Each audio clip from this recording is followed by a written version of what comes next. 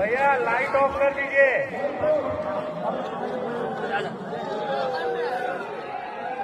बोलो बजरंग बली की। 7, 6, 5, 4, 3, 2, 1।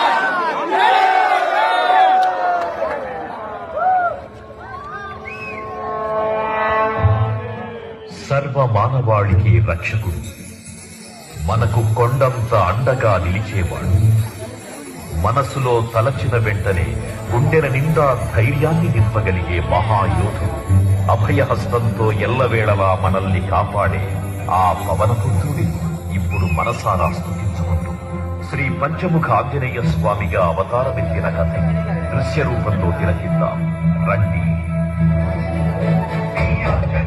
ప్రసన్నాంజనేయం